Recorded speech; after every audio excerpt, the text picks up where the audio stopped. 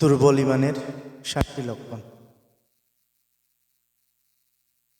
আমাদের ইমান কতটা মজবুত এবং শক্তিশালী সেটা জানা যাবে এই 7টি লক্ষণের মধ্যে। যাদের মধ্যে আছে এই 7টি লক্ষণ অবশ্যই বুঝতে হবে এটা দুর্বল ইমান। প্রথম হচ্ছে কোরআন মজিদ না পড়া, গরিব মিসকিনদের প্রতি দান সৎকা না করা। দ্বিতীয় হচ্ছে নামাজ পড়তে অবহেলা এবং পড়লেও অমনোযোগী হয়ে থাকা।